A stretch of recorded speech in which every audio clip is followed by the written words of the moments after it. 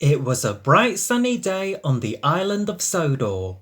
Thomas the Tank Engine was working on his branch line with his faithful coaches Annie and Clarabelle. Sodor's Legend of the Lost Treasure.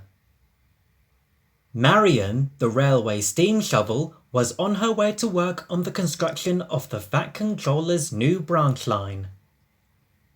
Duck, the Great Western Engine, was working in the construction yard where supplies for the new branch line were being delivered. The men were using dynamite to blast away the rock as they worked to level the ground for the tracks to be laid. Jack and Alfie from the Sodor Construction Company were part of the team too. It takes a very big team to build a new branch line. The next morning at Tidmouth Sheds, Thomas wouldn't wake up. His fire kept going out and there wasn't enough steam. Over on the new branch line, Marion was helping to widen a new cutting.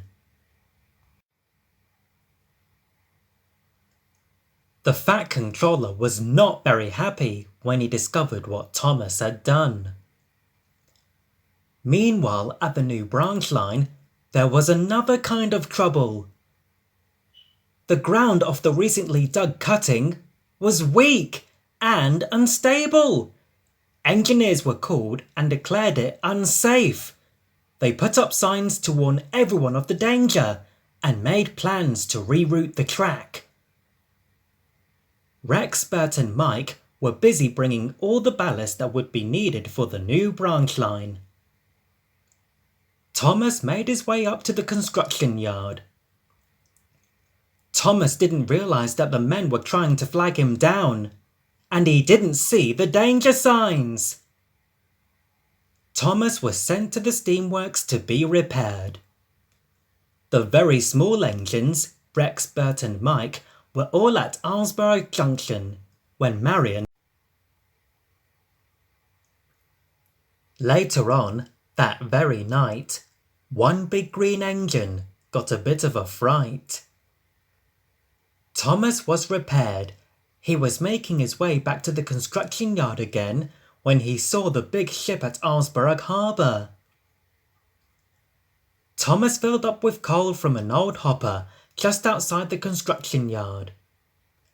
By the time Thomas arrived at Arlesborough Junction, he was coughing and spluttering. That night, Thomas's firemen cleaned all the bad coal out of Thomas's coal bunker, and Thomas was filled up with clean coal from the new hopper. The sun was higher in the sky as Thomas came back into the yard. Ryan was taking the bad coal from the old hopper. But Thomas didn't say anything to warn him. Marion was working on the next cutting, but the ground was very hard. By the time Ryan got back to the construction yard, he was coughing smoke and spluttering sparks.